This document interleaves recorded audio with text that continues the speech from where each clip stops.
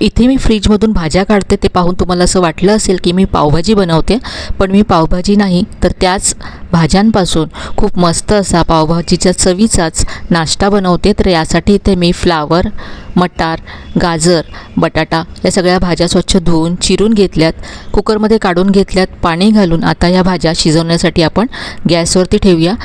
भाज्या शिजतायत तोपर्यंत इथे मी पीठ मळून घेतलं आहे। 2 वाट्या गव्हाचं पीठ घेतलं, त्यामध्ये 3 चमचे बेसन घातलं आहे, अर्धा चमचा ओवा घातला, चवीप्रमाणे मीठ घातलं, 2 चमचे तेल घातलं आणि पाणी घालून सैलसर असं हे पीठ मळून घेतलं।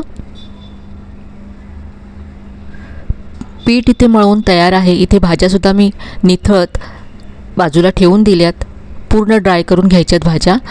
आता इथे कढईमध्ये 1 चमचा तेल गरम केलं, अर्धा चमचा जिरं घातलं, आलं, लसूण आणि हिरवी मिरची घातली, पाव चमचा हळद आणि अर्धा चमचा काश्मीरी लाल मिरची पावडर घातली। सगळं छान परतून घेतल्यानंतर यामध्ये भाज्या घातल्या।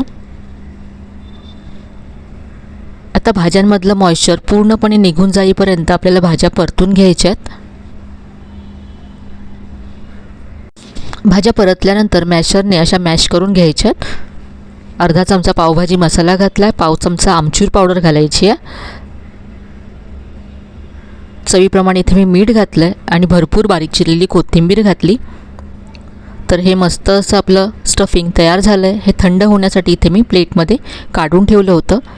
सारण पूर्ण थंड झालं आहे, पराठा बनवून घेऊया। तर इथे मी छोटीशी पोळी लाटून घेतली, यावरती सुकं पीठ पसरवून घेतलं, यावरती स्टफिंग घालायचं आहे।